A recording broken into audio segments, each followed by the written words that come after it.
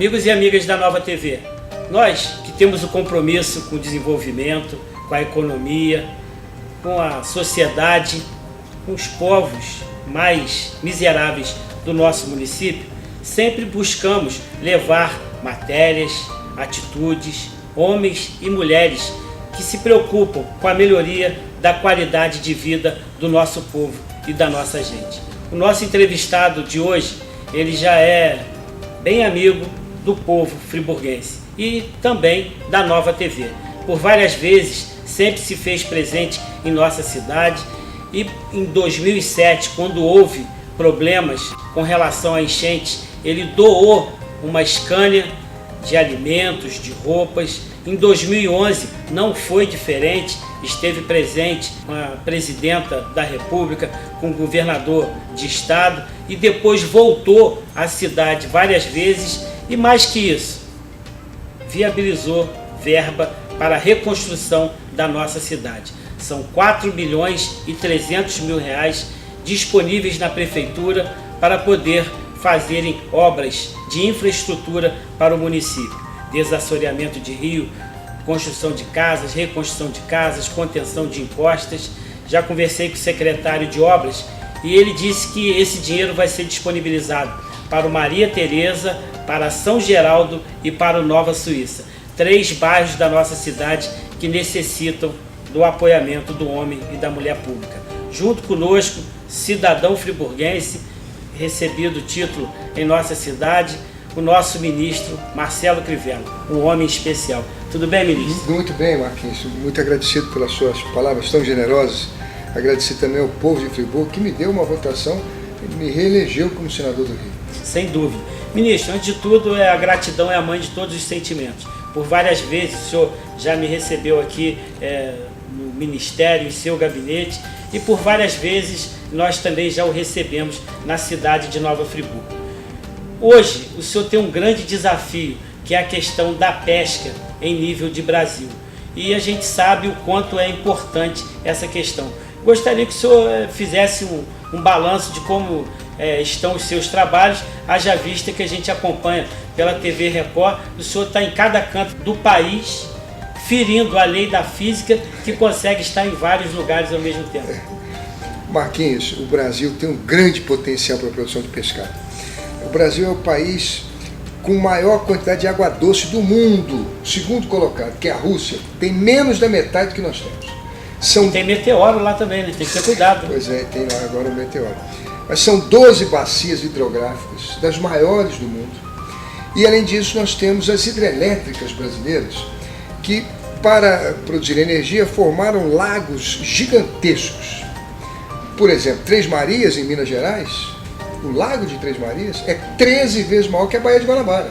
Poxa. Então nós temos um grande potencial. Não tinha essa noção. Pois é, Marquinhos, são 250 grandes hidrelétricas.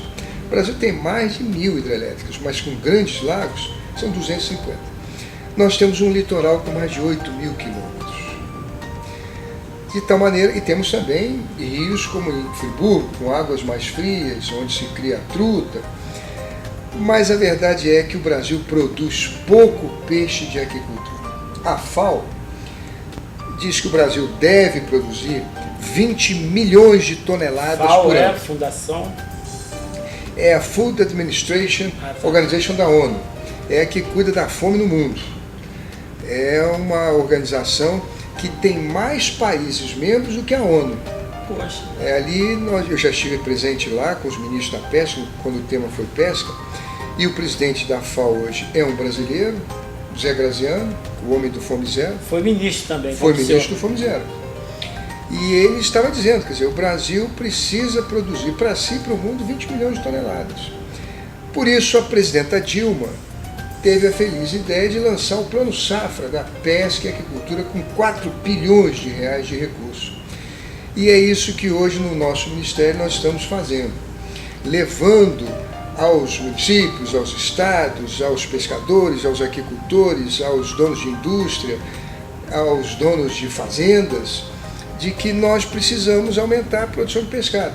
Eu conversava com você sobre a produção agrícola de Teresópolis e Pretópolis. Você está me dizendo dos problemas que tem. Teresópolis, Friburgo, ali o senhor fala Salinas, São Lourenço, Santa Cruz, Barracão dos Mendes, Florândia, aquela região. Exatamente, a região das montanhas, Teresópolis, Petrópolis, Friburgo. Na estrada entre Teresópolis e Friburgo, nós temos uma grande produção de hortifruticultores. É tomate, é couve-flor. É tudo, cenoura. Seria muito bom se a gente tivesse qualidade nas águas, de que em cada uma dessas propriedades, antes do sujeito molhar a sua horta ou a sua produção de fruta, ele tivesse um tanque para criar peixe. Em 6 meses... A ideia é muito boa. Pois é, em 6 meses ele vai ter uma produção de tilápia para comer e para vender. Se nós pudermos organizar os produtores da região, então o Ministério pode colocar ali um frigorífico, pode colocar uma unidade de beneficiamento do pescado. O pescado, por exemplo, a tilápia, da cabeça e do rabo você faz farinha de peixe, que vai para a ração. Do couro da tilápia se faz bolsa, sapato, tem 1000 utilidades. Das vísceras da tilápia se faz... É caro, né? Um produto... É caro, é nobre. Das vísceras da tilápia se faz biocombustível. A Petrobras compra por R$ 1,50 o litro do óleo de peixe para fazer biodiesel. Além do filé da tilápia, hoje está custando R$ 15, R$ 16 no supermercado. Uma tilápia engorda em 6 meses. Uma tilápia é diferente de um boi. O boi come 32 quilos de ração para engordar 1 quilo. O porco come 11, o frango come 6, o peixe come 1,5 kg de ração, já engorda 1 quilo. Então é um animal econômico. E além do próprio alimento da natureza, né? Além do que o xixi e o cocô do peixe, na água, vai nitrogenar essa água para você ter uma melhor colheita de goiaba, de alface, de tomate, de cenoura, de pepino do que ele estiver plantando. Lá em Amparo a gente produz muita goiaba. Lá em Friburgo, lá o distrito de Amparo é tradicional na questão da goiaba. E a gente quer convencer, já tive uma reunião com o prefeito, tanto de Teresópolis como de Friburgo, no sentido de que a gente faça uma reunião com os produtores e possa levar uma grande produção de pescado para a região. Agora, com relação à presidente Dilma, eu vejo que ela tem um carinho especial com o senhor. Muito obrigado. E ela apoia o senhor de maneira a fazer com que o Brasil inteiro possa alavancar essa questão da produção do peixe.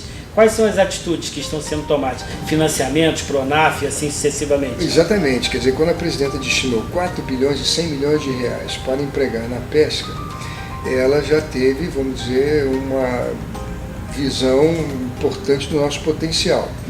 Água doce, água salgada em todos os municípios do país. Marquinho, água salgada, nós já estamos mais ou menos no limite da nossa produção. Com exceção de atuns, que precisam de barcos que possam ir mais longe da costa, e com exceção de anchoíta, um grande cardume que passa no final do inverno, início da primavera, no Rio Grande do Sul. Se não pegar aqui, aí o outro país vai pegar, né? Que o cardume ele fica... Os cardumes, eles são, vamos dizer assim, eles têm suas rotas. Ele passa aqui no Brasil, lá no Rio Grande do Sul, por volta de junho, julho, agosto, setembro. Aí tem que pescar ele lá. Se não pescar lá, o chileno vai pescar, o boliviano. Ele vai ser pescado nesse lugar.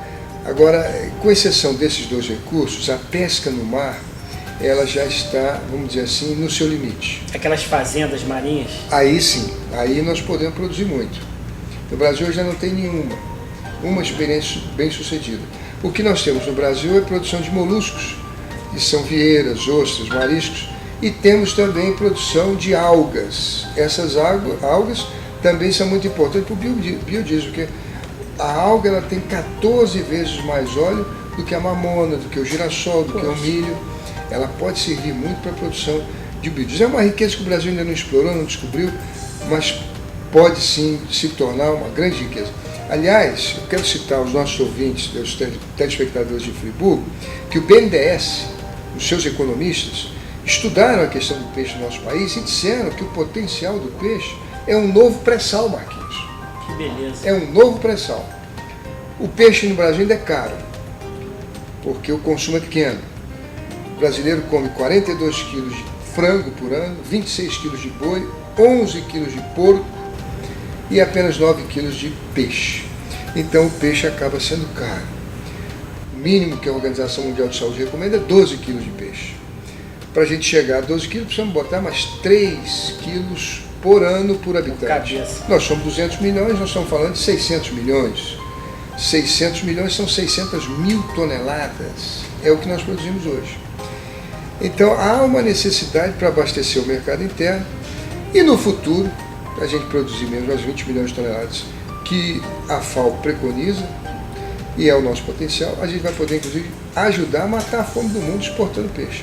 Conversei com o desembargador outro dia, o desembargador Dr. Guaraci, que óbvio, o senhor conhece bem, presta relevante serviço da sociedade com relação ao menor, e eu falei com ele, a gente conversando sobre alimentação, que eu me dedico ao frango, eu como frango, e muitos são os brasileiros que assim o fazem. E ele falou que um dos maiores venenos é o frango, porque antigamente levava 3 meses para o frango estar pronto para o abate. E hoje em 17 dias já se consegue essa questão do abate, e para eu imaginar a quantidade de hormônio que é injetado na asa desse animal, que é óbvio fica na carne. Está demonstrado que a questão do peixe, isso não acontece, e a carne é muito mais saborosa e muito mais nutritiva, porque não tem agregado essas atitudes equivocadas. Pois é, o peixe ele come muito pouco para engordar 1 quilo. Em alguns lugares do mundo a produção de tilápia é 1 quilo de ração para 1 quilo de carne. O Marquinhos costuma dizer o seguinte: Jesus na Bíblia, ele não multiplicou nem o porco nem o frango, ele multiplicou o peixe. E nós temos que multiplicar o peixe porque é coisa boa. Se Jesus multiplicou é porque é coisa boa. Como é que o senhor está vendo lá o município, depois de tudo isso que passou e da ajuda que o senhor sempre contribuiu para o nosso povo? O senhor doou lá 20 mil cestas básicas, o senhor doou roupa, o senhor doou, pegou a verba do seu gabinete como senador, destinou para a cidade. Esse carinho, óbvio, é reconhecido. Como é que o senhor vê o município agora com o novo governo e assim sucessivamente? Nós estamos torcendo muito para o novo governo. Friburgo é um município que sempre nos desperta muita preocupação, porque é um município construído entre as montanhas. Aquilo que eu falei com você é fato, quer dizer, quando você tem um solo que é muito arenoso, ele se desagrega.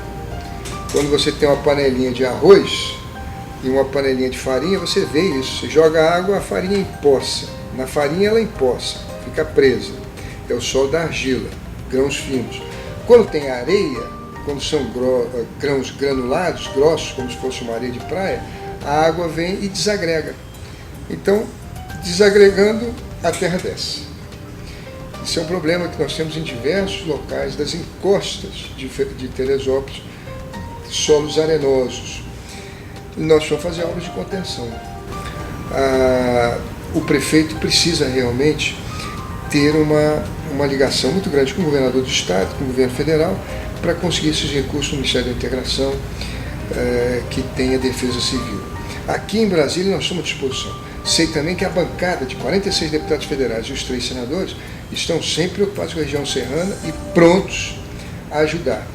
Eu me lembro também, sabe, Marquinhos, que quando nós tivemos aquela tragédia, eu fui até a ministra Helena, dizendo a ela o seguinte: o comércio fechou, então não há propaganda nos rádios e nas televisões, porque o comércio não está trabalhando. É preciso que o governo agora coloque propaganda em Petrópolis, Teresópolis, Friburgo, para compensar a perda de um comércio fechado. E foi feito isso. De tal maneira que a preocupação da bancada federal, da bancada de senadores, de deputados, é muito grande com relação a Petrópolis, a Teresópolis, a Friburgo, e nós queremos aproveitar o seu programa, que tem grande audiência, para reafirmar isso. O meu gabinete, embora seja ministro da Pesca, eu tenho total disponibilidade para atender o prefeito, atender os vereadores, para lutar por os recursos, para conseguir os convênios, de tal maneira que as obras que são necessárias a Teresópolis, a Friburgo, sejam feitas. E uma coisa que também me liga muito a Friburgo é o menino que nós encontramos, Marquinhos, eu e você, lá na Dona Dorinha, na Dona Dorinha, o João Gabriel, tocando o violão. Essa história é muito comovente, porque você precisava botar o violão na mão dele, porque a doença que ele tinha, ele já não conseguia mais pegar. E ele tocava as músicas bonitas ali naquelas tardes para as outras crianças. Morava num barraquinho, que por milagre não caiu, mas a mãe saía para trabalhar e tinha que voltar para virar ele de posição. Se ele ficasse numa mesma posição, ele ia ficar com o corpo coberto de feridas. À noite também ela tinha que levantar para mudar de posição. A casinha tinha uma janela. E graças a Deus, Marquinhos, nós conseguimos uma casa para ele na avenida central, ali onde tem o canal. no dia em que... E gravei uma música com ele, Há de Brilhar uma Luz, que passou em milhares e milhares no YouTube. Isso. Milhares e milhares de pessoas assistiram aquilo do YouTube. Essa foi interessante, Marquinhos, porque no dia em que o João Gabriel mudou para casa nova, ele entrou na casa, olhou a casa, disse que estava cansado e deitou na cama. E naquele momento ele morreu. O médico tinha dado para ele viver até os 16, 17 anos. Ele foi até os 23. Portanto, o período de vida dele foi muito mais extenso. Eu me lembro um dia, o senhor, preocupado, o senhor cumprimentava com a mão aqui em cima. Aí o senhor foi cumprimentar, a mão dele já estava aqui porque eu não aguentava mais subir. Já não estava. Aí o senhor chegou e falou isso para mim. Pois eu estou muito preocupado com ele. Com o nosso João Gabriel. Mas você sabe que ele cumpriu a missão dele, porque ele dizia, ele mesmo com aquela situação toda, ele tinha uma preocupação com a mãe dele. E parece que quando ele viu a mãe naquela casa, ele disse assim, eu cumpri minha missão. Numa noite anterior, ele tinha cantado numa igreja evangélica, na cadeira de roda, que ele ficava amarrado. Mas ele cantou e vendeu um CDzinho dele, que nós fizemos vários CDs deles. Vamos botar o clipe agora pra gente ver um pouquinho.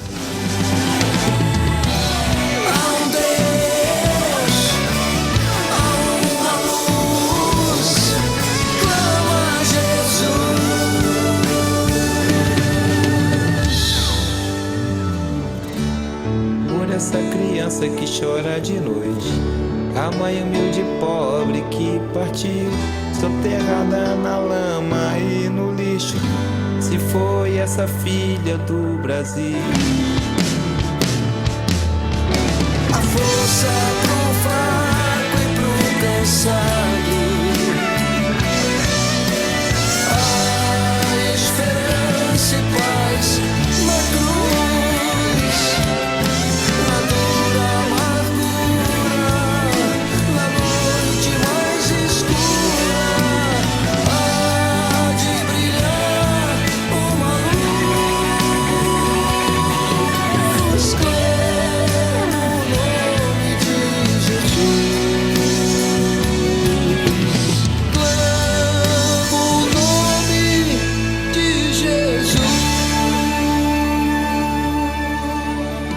Bonito clipe. Pois é, esse é o clipe.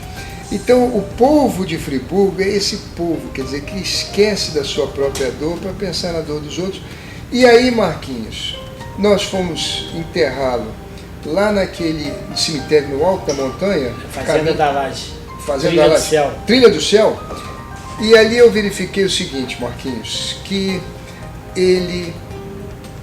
Deus tinha uma casa melhor para ele. Deus tinha uma... Nós fizemos aquela casinha... O senhor viabilizou uma casa melhor para a família dele. Para a família dele, que foi o que eu acho que Deus queria antes de levar ele para o céu. Disse assim, meu filho, eu estou te levando, mas estou deixando sua mãe bem. Não vai preocupado, não. Entendi. Eu tenho uma casa melhor para você. E até hoje o senhor viabiliza não, ajuda a mãezinha dele está lá bem, graças a Deus. Ela, o esposo dela, estão vivendo bem. Na minha pequenez, eu imaginava o seguinte, que a casinha tem uma varanda. Eles iam botar a cadeira de roda dele na varanda, ia passar um amigo, outro, ia cumprimentar, puxar um assunto, e ali ele ia se divertir. Ali passa muito trânsito, tem muita gente na calçada, é um movimento, ia ver a vida da cidade. Era a minha ideia, aquela varandinha. Mas Deus tinha coisa muito melhor para ele. De tal maneira que eu tenho um carinho por Friburgo, muito também de pensar no João Gabriel, nas outras crianças. Nós mandamos também uma emenda para a dona Dorinha, para ela continuar a construção da sua sede, porque que ela tinha lá fica debaixo d'água na época dúvida, passou lá uma dificuldade enorme, o senhor foi lá. Fui lá ajudar. Levou cesta básica. Cesta básica e também levar os recursos, o dinheiro que ela precisa para construir a obra com emendas parlamentares. Mas o povo de Friburgo, desculpa, é um povo realmente especial. Nosso povo da montanha, e que é um lugar assim que quando a gente pensa em um lugar bonito para ir, um final de semana com a família, andar na rua, na praça, a gente pensa em Friburgo com muito carinho. Desde criança eu frequento Friburgo. sua mãe falou isso. A minha mãe me levava lá quando eu era Mostra a menino. mãe do senador falando aí. Senador, Oi.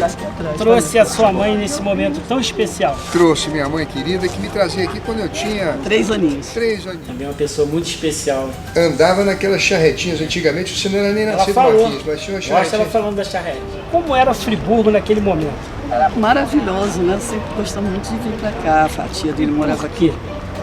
O povo, né? Foi tudo tranquilo, não tinha assim, muita quantidade de carro, a gente se divertia, meu filho passeava bastante. Muito bonito. Eu tenho fotos dessa época ainda menino.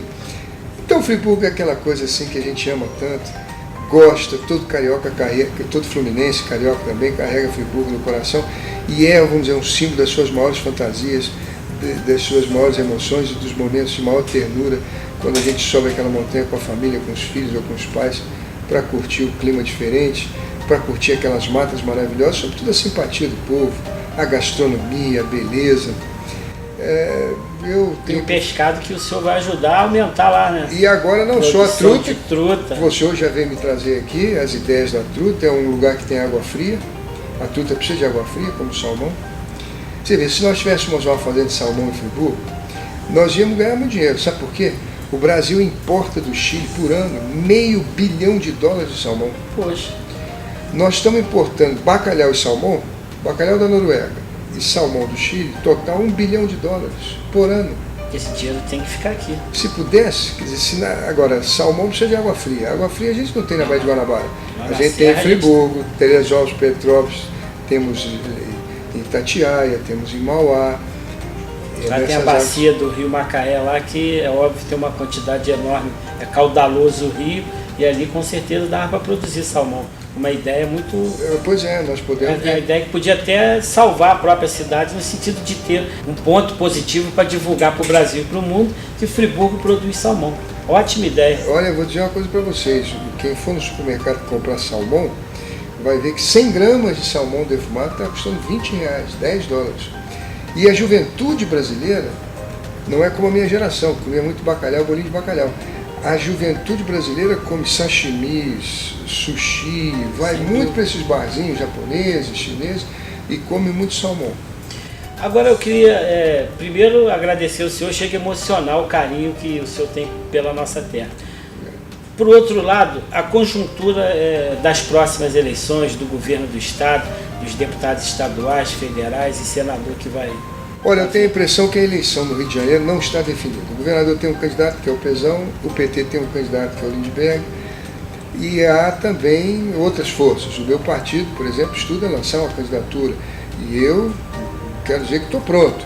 É uma luta difícil. Bom filho não foge à luta. Bom filho não foge à luta. Verás que um filho teu não foge à luta. Isso. Embora que o meu partido, você sabe, Marquinhos, é um partido pequeno, é difícil fazer alianças. Horário de televisão. É pouco, o fundo partidário é pouco também, mas eu estou doido de partir para o Rio de Janeiro para pregar minhas ideias, até porque, Marquinhos, Que bom ouvir isso. desde o princípio da minha vida política, eu vislumbrei para o Rio de Janeiro caminhos que deram certo. Por exemplo, eu dizia que o Rio precisava ter aliança com o governo federal. O governador Cabral sempre foi de oposição ao Lula, os 4 anos do Senado, nós fomos colegas juntos. Ele votava contra o Lula, ele era contra o Lula. Quando ele disputou... Tinha vários pronunciamentos firmes contra o Lula, do Cabral. Contra o PT, contra o Lula. Isso. Quando ele disputou o governo do Estado, com o apoio do Garotinho, hoje eles são inimigos políticos, mas na época o O Garotinho que você apoiou. acha dessa frase do Ulisses Guimarães? Eu vim aqui a Brasília, uma vez com a minha mãe, quando era vereadora, e atrás estava escrito assim: em política, o dia do benefício é a véspera da ingratidão. A política tem muito disso. O governador Garotinho lutou muito, ele e a Rosinha, para eleger o governador Sérgio Cabral. Depois se desentenderam. Mas no segundo turno da eleição, o Cabral disputou com a Denise Frossard e pediu o meu apoio. Eu condicionei o meu apoio à aliança dele com o Lula. E ele apoiou o Lula em vez de apoiar o Alckmin. Ali começou uma amizade sólida, Cabral e Lula. O senhor que fez o casamento, então. Quem levou o Cabral pela primeira vez na casa do Lula fui eu. Que O bom. padre dessa aliança, o padre não, o pastor dessa aliança, Sem quem dúvida. botou a aliança no dedo do Cabral e no dedo do Lula fui eu. E quem declarou marido e marido, ou então aliados políticos, também fui eu. E isso foi muito bom para o Rio de Janeiro. O Rio de Janeiro tem hoje, o Estado do Rio de Janeiro O sempre governador reconhece isso? reconhece. O Lula sobretudo. O Rio de Janeiro tem 196 bilhões de dólares de investimentos. Olha como nós estamos fazendo coisas importantes no Rio. Submarino nuclear, com uma base naval em Itaguaí. Não sabia. Nós estamos fazendo o Porto do Sudeste, também um porto enorme em Itaguaí. Sim, Itaguaí. Nós estamos construindo a terceira usina nuclear em Angra.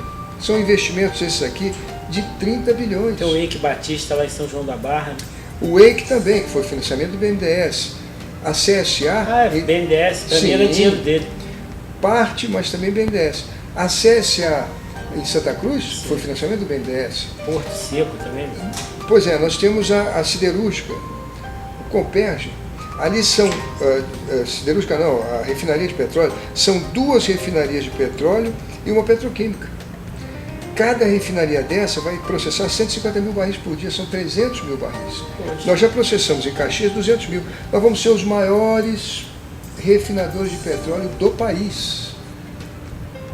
Mas não é só isso não, nós vamos ter uma petroquímica que vai atrair pelo menos umas 1000 empresas de plástico, borracha, isopor, dos subprodutos do petróleo, na região ali de São Gonçalo.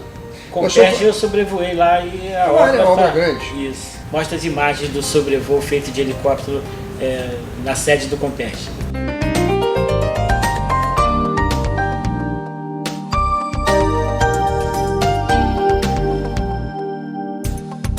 Lindo, hein? Bonito, belo, maior refinaria do Brasil. Nós estamos fazendo a rodovia do contorno, são mais de 30 pontes enormes. Nós vamos fazer a Olimpíada, vamos fazer os Jogos Olímpicos, a Copa do Mundo. Nós estamos fazendo obras de Minha Casa Minha Vida, acredito que sim. Nós estendemos o metrô até a Barra da Tijuca.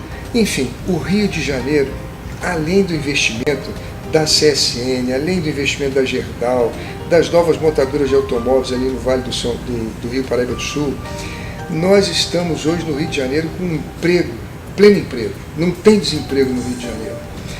A população está sentindo melhora na qualidade da moradia, na segurança pública, enfim, em todos esses setores. Isso tudo começou com uma parceria, isso era pregado por mim. Eu já achava que o Rio precisava de união e não podíamos mais viver em contramão. E a minha lógica era simples, quer dizer, o Lula precisaria do Rio, porque uma eleição nacional, ela passa por São Paulo, por Minas e pelo Rio. E Bahia. O restante do país ajuda a eleger, mas quem define a eleição é o Sudeste, é onde tem maior população. Rio, São Paulo, Minas e Bahia. Ora, o Lula não tinha nem São Paulo, nem tinha Minas, porque eram governos tucanos. Então ele precisaria investir no Rio de Janeiro. E investiu muito. Mais até do que em Pernambuco, na terra dele, que foi o segundo estado com maior investimento do governo federal. Isso foi bom para o Lula, isso foi bom para o Cabral, isso foi bom para o Brasil, isso foi bom para o Rio de Janeiro. E Eduardo Paes também, que era inimigo do Lula, no segundo turno, ele fez uma CPI, participou da CPI, ele pegava firme com o Lula na CPI. E contra o filho do Lula. Na verdade, no segundo turno do Eduardo Paes, ele precisou do meu apoio. Ele ganhou do Gabeira por pouco. Então ele me procurou e eu disse: Eduardo, eu só o apoio se houver a união da cidade do Rio de Janeiro com o governo federal. Nós temos que trabalhar juntos. E também selei a amizade do Eduardo Paes com o Lula. Então eu tenho sido um homem de paz no Rio de Janeiro, de pacificar. Agora nós vamos disputar o governo do Rio de Janeiro. Pode ser que eu não tenha quantidade de partidos, nem de tempo de televisão, nem de recursos, mas qualidade de mandato, de política, de quem pensa no povo, de quem quer o melhor para a sua gente. Isso eu posso apresentar pelos meus trabalhos, pelas leis do povo com o senhor. Pois é, eu acho que o Rio de Janeiro pode pesar entre quantidade ou qualidade. E se pesar e a balança tender para a qualidade, eu acho que o meu partido tem muita chance de eleger. Eu fui lá no Morro da Providência, o carinho que aquela população tem com o senhor é fora do normal. Cimento social é uma coisa fora do normal. Pois é.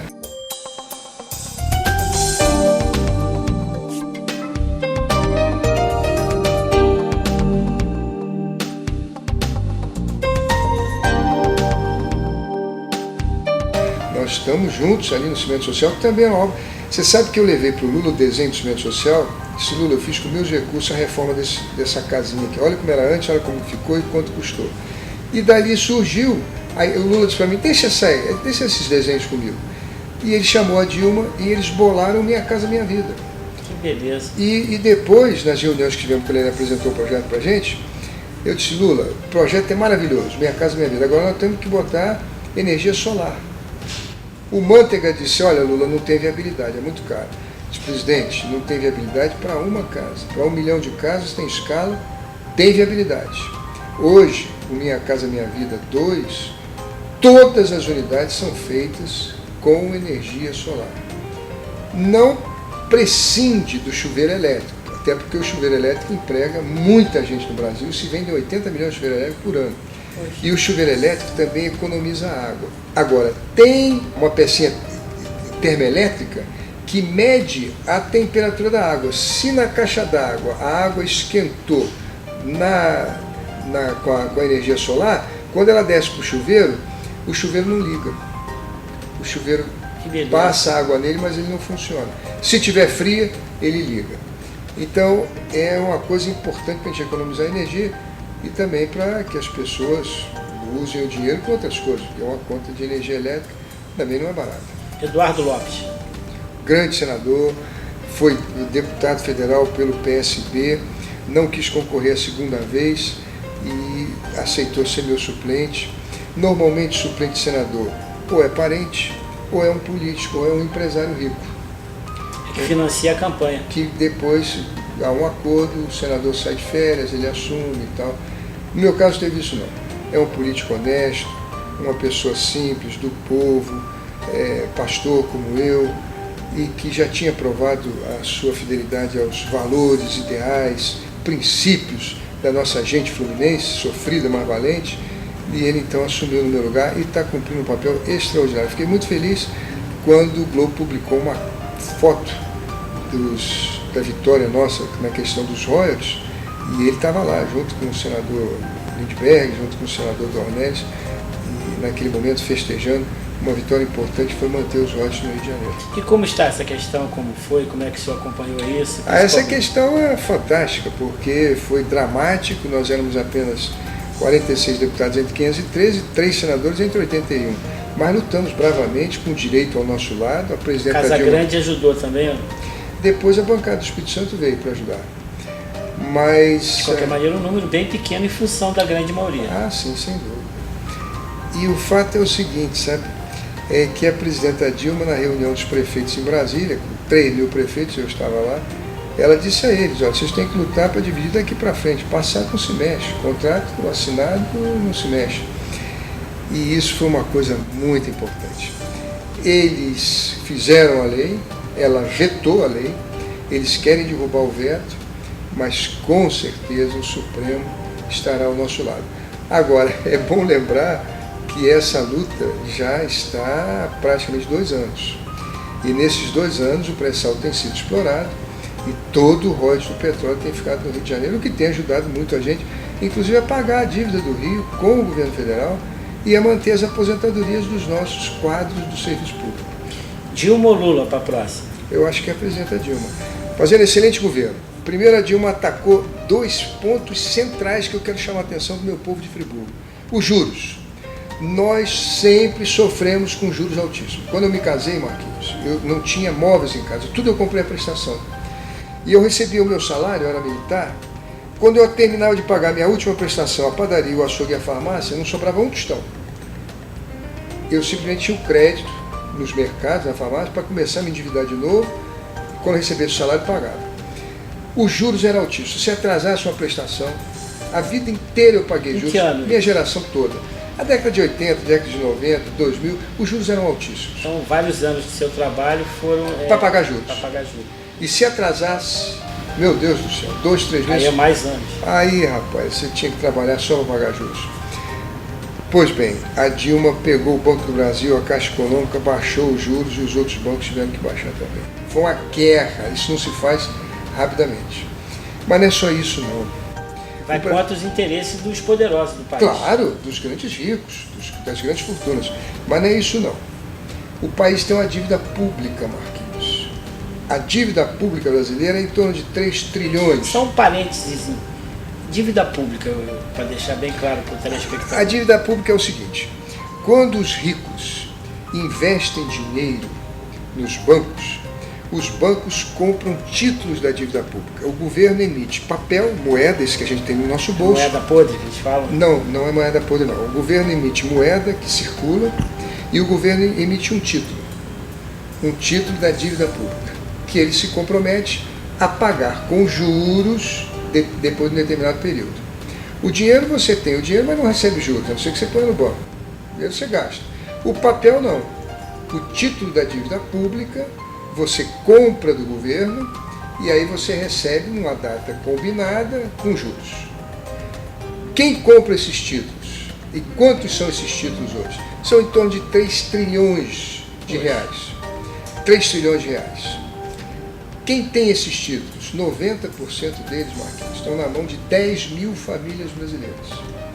Os grandes ricos, os donos dos meios de comunicação de massa, os donos do grande capital industrial, do grande capital rural, que é tudo monopólio. Você foi ver fábrica de cimento, tem 3 ou 4 que você citou aí, fábrica de alumínio são 2 ou 3, fábrica de papel são 2 ou 3. O Brasil é muito concentrado na mão de poucos. Então, esses brasileiros que compraram o título da dívida pública recebiam com os impostos dos demais brasileiros o pagamento dos juros, que chegou a ser, quando o Lula assumiu, 26% ao ano. Então, vamos supor, suponha que naquela época fosse 2 trilhões de reais a dívida pública. 10 mil brasileiros têm 80%, então 10 mil brasileiros têm 80% de 2 trilhões, eles têm 1 trilhão e 600 bilhões. Então, no final de um ano, esse 1 trilhão e 600 bilhões, bota 26%, passa a ser 2 trilhões. Eles recebiam esse dinheiro sem trabalhar. Um lucro exorbitante. Um lucro que não existia no mundo. Os juros que se pagaram no Brasil não tinha no mundo. Mas isso não foi um ano nem 2, isso foram décadas em que você pagava os juros mais altos do mundo aos brasileiros que emprestavam dinheiro ao governo para o governo fazer as obras públicas. O governo não só recebe impostos, como também vende papel da dívida pública para se financiar. Entendi. Muito bem, Marquinhos. Isso tem também, Marquinhos, uma função monetária. Quando o governo imprime muito dinheiro e esse dinheiro está na rua, Sem lastro. ele começa a causar inflação. Hoje o lastro não é mais Não é mais ouro. É Então, PIB, essas coisas. Hoje, na verdade, o lastro é o PIB das nações. As pessoas confiam na moeda dependendo da riqueza das nações. Mas o que eu estou dizendo é o seguinte, quando o governo quer dar uma enxugada na moeda que tem no mercado, então ele lança o título, porque você pega a moeda e compra o título. O título você não pode gastar. Quando o governo quer irrigar com moeda, ele resgata o título, ele compra os títulos e aí ele bota a moeda. Então é uma maneira de controlar a liquidez no mercado. Agora, Marquinhos, o que eu quero dizer é o seguinte, a Dilma baixou isso para 7%. Se tirar a inflação, estão ganhando 2%. Quem ganhava 26%, hoje ganha 2%. Os poderosos então estão contra ela. Eu não sei se estão contra, mas certamente não gostaram. Agora, não foi só isso não, Marquinhos. O nosso país é um país que, quando foi fundado, vieram para cá capitães hereditários, ou mandaram laranjas, quando não vieram. Até hoje nós temos o costume do tal do laranja. O Brasil foi dividido em 12 partes, ignorando 3 milhões de índios que tinham aqui. E ignorando os escravos, os pobres. O Brasil viveu na mão de poucos. Você imagina o Brasil dividido por 12. Era capitania, um pouquinho mais que isso, as capitanias hereditárias. Minas Gerais fazia parte de São Paulo, não é isso? Eram parcelas imensas de terra que pertenciam a um capitão donatário. Quem são os capitães donatários, os neodonatários? Eu ia fazer essa pergunta para o senhor. São aqueles que tomam conta das concessões públicas. O Brasil passou por um processo de privatização. Então nós vendemos nossas estradas, vendemos nossa ponte Rio-Niterói, vendemos nossas... não vendemos, demos em concessão nossas hidrelétricas, as linhas aéreas, as linhas de transmissão de celular, as televisões, as rádios, tudo isso é concessão pública, isso pertence ao povo e o governo dá em concessão pública. Essas pessoas que pegam uma concessão pública, é sempre um grande negócio, normalmente são monopólios, elas exploram aquilo ali, mas devem dar contrapartida para o povo. O que acontecia com as contrapartidas? Elas tinham que ser fiscalizadas pelas agências. Quem nomeava os diretores das agências? Políticos, muitas vezes ligados à própria... às empreiteiras, ligadas às grandes companhias, etc. E tal. É só pegar o financiamento lá, quem financiou, que vai a campanha. Aí o que aconteceu? O sujeito pegava, por exemplo, a concessão da Rio-São Paulo, cobra um pedágio altíssimo, mas tem que duplicar. Não duplica nunca. Só agora com a Dilma é que foi duplicar a Dutra na Baixada Fluminense. Eu pensei que se fosse só lá em Friburgo, porque lá aquela concessão da rota, eu trabalhava na Leste na época, previa que primeiro a empresa tinha que investir na estrada e depois começar a cobrar pedágio. Lá fizeram o inverso. Primeiro montaram as praças de pedágio, salvo o melhor juízo eram 3, montaram 4, e começaram a arrecadar, e depois, hoje que eles começaram a investir na construção de acostamento, na pintura das faixas, mais de 10 anos depois. Esse é o problema, porque você tem uma agência que fiscaliza no Estado, você tem uma agência que fiscaliza no nível federal, mas quem são os diretores da agência são muitas vezes nomeados pelos próprios interessados, que aí não fiscaliza. Deixa correr frouxo. Com a Dilma mudou. A Dilma, por exemplo, chamou as hidrelétricas, o pessoal que está tomando conta das hidrelétricas brasileiras, construídas com o nosso suor, com o esforço dos operários. Quanta gente morre na construção daquelas barragens imensas de concreto? Pois bem, ela disse, vamos renovar a concessão de vocês por mais 20 anos. Agora eu quero que vocês subtraiam da conta da energia elétrica os recursos já amortizados que vocês investiram na época dos beneficiamentos ou da construção. Isso já foi pago mais de 10 vezes. A conta de luz baixou para todo mundo. Baixou lá em casa, baixou na sua casa, baixou para as empresas. Que bom. A Dilma, então, enfrentou a questão dos juros e enfrentou a questão dos capitães neodonatários. E ela é dessa área energética. Ela passou no Ministério da Minas e Energia. E ela administrou o Brasil na Casa Civil. Então, de fato, a Dilma nos surpreendeu. Porque foram coisas que o Zé Alencar, presidente do meu partido, pregava, mas que o presidente Lula dizia o seguinte, olha, eu peguei um país complicado, eu tenho que ajudar o pobre, eu vou tentar ajudar, consertar o Brasil. As duas coisas é difícil. E às vezes ele até pensava, será que o mundo tem jeito? Será que o Brasil tem jeito? Porque você enfrentar essa turma é uma pancadaria danada.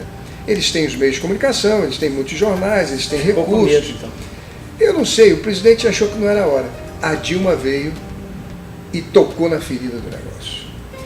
Então, eu acho que uma mulher assim, que viveu no porão da ditadura, que não se quebrantou e que representa na síntese da sua alma as virtudes da mulher brasileira, não só a beleza, a graça, o charme, mas também as resistências morais e de caráter das nossas mães, das nossas irmãs, das nossas filhas, da mulher da nossa terra, é uma pessoa que nós temos que prestigiar, nós temos que tirar o chapéu para ela e devemos reelegê-la. Sei que há novos personagens, sei que os grandes capitalistas, com as mídias, com as televisões, etc., vão lançar novos nomes, vão cobrar dela que o Brasil não cresceu, e não cresce muito também porque falta investimento nas grandes riquezas. Os grandes ricos só querem sugar. Eles agora são chamados a investir. Você quer ganhar dinheiro? Juros não tem mais. Você tem que investir o seu dinheiro, mas eu vou arriscar. Eu tenho que arriscar. Eu vou ter que lidar com o operário, eu vou ter que lidar com o empregado reclama. Pô, então paga um salário justo, combina as coisas com eles, faz aí um franchise, dá direitos a eles, enfim. Dá trabalho. Dá trabalho. Emprego. Então pode ser que o Brasil tenha uma certa reação inicial de uma elite retrógrada, reacionária, e a gente não cresça quanto a gente queria crescer, até porque é uma crise mundial violenta. Mas você imaginar o povo brasileiro redimido das prestações altíssimas dos juros, na casa própria, na compra dos móveis, do automóvel, isso é um alento. Além disso, a presidenta também está cuidando de 16 milhões de miseráveis, dando a eles, no Brasil carinhoso, a oportunidade de receberem R$80. São famílias que viviam abaixo da linha da pobreza. Então ela não descuidou, não cuidou apenas da economia, ela cuidou também da parte social, da produção com o Plano Safra, da pesca. Ela tem um olhar muito especial para a indústria que ela tenta incentivar. Enfim, acho que a Dilma está fazendo um bom governo. Eu faço votos que o povo brasileiro entenda e a reeleja. Lula é governador de São Paulo? Acho que não. O presidente Lula, acho que, na minha opinião, já deu a contribuição dele. Hoje, vamos dizer assim, é ocupado com o PT, agora mesmo essa semana está fazendo 33 anos. É um homem machucado pela vida pública, porque sofre muita campanha de infâmia, calúnia, e vamos dizer assim, todo tipo de maldade porque as pessoas não estão acostumadas a verem brasileiros em Nova York, em Paris, nos Estados Unidos, entrar no avião, ver o avião cheio. Antigamente essa era uma área exclusiva da elite brasileira. Então há muita gente que não se conforma de um brasileiro pobre, nordestino, ter feito um governo excelente e ser reconhecido pelo mundo inteiro. Então ele sofreu muito, acredito que agora ele esteja querendo ficar mais por trás da linha de frente, organizando seu partido, vendo as coisas. Não creio que ele se aventuraria a ser governador de São Paulo. Posso até estar enganado, mas esse é o meu sentimento. O seu mandato, 8 anos. Meu mandato vai até 2018. 2019 eu passo para um novo senador. 2018. Então o senhor, óbvio, vindo candidato agora, o senhor se mantém no cargo e tem a possibilidade de colocar o nome para que o povo possa apreciar. Levar minhas ideias, minhas bandeiras, meus princípios, meus companheiros para a praça pública, disputar como sempre disputei, andando na rua, conversando com as pessoas. Acho que o Rio de Janeiro não tem espaço para uma candidatura de oposição. Acho que quem for oposição à presidenta Dilma não vai conseguir emplacar no Rio de Janeiro. Mas quem tem um bom relacionamento com a Dilma, quem foi ministro da Dilma, quem a conhece, a respeita, pode sim governar o Rio de Janeiro e, com parceria com o governo federal, fazer um bom governo. Agora, uma questão que eu queria deixar bem claro para o senhor. O senhor, eu já vi, o senhor trata com padre, o senhor trata com pastor, o senhor trata com espírita, o senhor é ecumênico em suas atitudes porque o Estado é laico. Eu gostaria que o senhor falasse um pouco sobre isso. Não, isso está na Bíblia. A Bíblia diz que a gente deve servir a todos. E eu já vi. Servir a todos sem discriminação. Eu não pergunto de maneira nenhuma se uma pessoa é evangélica, se é católica, se é espírita. Eu tenho a minha fé, eu sou evangélico desde criança, a Bíblia, minha esposa, meus filhos. Se as pessoas se dispuserem a me ouvir, eu teria a maior honra de falar da minha experiência, da minha fé, dos 10 anos que passei na África, enfim, de toda a experiência que tenho, mas respeito a opinião dos outros, Marquinhos. Governo para todos. O governo é para todos e eu não estou aqui para impor meu pensamento ou impor minhas convicções, de maneira nenhuma. Eu vi esse dia também, o senhor teve um problema acho que, com a sua filha na violência. Como é que o senhor está vendo isso? Pois é, a violência aqui em Brasília não é pequena não, Marquinhos. Minha filha foi sequestrada e, graças a Deus, ela tocou um CD de um cantor gospel. O sujeito ficou meio confuso, chegou a chorar no meio do caminho. Ela dizia para mim que ele parecia um viciado em drogas. Olha, ele chorava, olha, ele ficava violento, olha, ele gritava. Mas eu sei que, passado uma hora ou isso, ele parou lá numa área rural aqui de Brasília, ele estava procurando identificar para onde iria e tal, desceu do carro e nesse momento ela abriu a porta, pegou a bolsa e saiu correndo. E assim ela conseguiu se ver livre. Correu até uma estrada, foi socorrida e, graças a Deus, sem nenhum problema. A gente sabe que o senhor está bastante atarefado, tem palestra aqui embaixo para o senhor participar, tem deputados aí fora para o senhor falar. Gostaria que o senhor se utilizasse da tela da Nova TV para exprimir, conforme o senhor fez tão bem, com palavras de carinho, de esperança e principalmente de garra, que é uma das características que a gente identifica no senhor, que está sempre propenso e tomando atitudes para melhorar a qualidade de vida do povo do estado do Rio de Janeiro, agora do povo brasileiro. Ô Marquinhos, em primeiro lugar eu gostaria de agradecer a você por ser um homem público que nos honra e nos dignifica. Hoje você é um vereador sem mandato, mas que continua servindo o povo, que continua interessado em vir a Brasília com seus recursos para pedir pela sua gente, para conseguir investimentos, para lutar pela causa do povo de Friburgo. Eu acho que isso é fantástico, isso mostra a sua vocação democrática, sobretudo o seu espírito de amor ao próximo e devoção à causa pública. É uma honra estar ao seu lado. Quero deixar aqui e dizer a você que eu tenho experiência também dos reveses. A gente na vida pública nem sempre ganha, a gente tem reveses eleitorais, mas o homem público se engrandece quando ele passa por um revés, mas não abaixa a cabeça, o seu sentimento continua sendo o mesmo em relação ao seu próximo. O fato é que eu gostaria de dizer ao povo de Friburgo que estou aqui em Brasília à disposição de vocês, agradeço muito o apoio que tive em Friburgo, não foram poucos os votos, o povo de Friburgo foi imensamente generoso comigo, com o meu partido, inclusive elegendo um vereador na cidade, e que me preocupo, porque sei que Friburgo tem as suas peculiaridades. E uma das peculiaridades é o seu solo, são suas montanhas, suas encostas, para as quais nós devemos ter todo cuidado. Eu quero reafirmar que estou como ministro da Pesca à disposição do prefeito, à disposição dos senhores vereadores, dos secretários, para atendê-los, como estou aqui com o Marquinhos, e desejar a todos aí um grande ano de 2013, que a gente possa, do alto dessa montanha, vislumbrar os horizontes infinitos dessa terra tão linda que Deus nos deu e rasgar neles, com a força do nosso trabalho, com a nossa fé, a perspectiva iluminada e gloriosa do nosso destino, que não é de um povo fluminense escravo às drogas, à violência, pelo contrário, é de construir realmente um Estado maravilhoso que seja, eu diria, o coração do Brasil. E Deus abençoe a todos e muito obrigado, Marquinhos. Passagem da Bíblia. Passagem da Bíblia, o Senhor é o meu pastor, nada me faltará. É esse pastor que nos consola nos momentos mais difíceis. Obrigado. Eu que agradeço, Marquinhos, muito obrigado. E com estas imagens, a gente vai terminando mais esta transmissão. Nova TV, nossa força, nossa voz, a lente da verdade.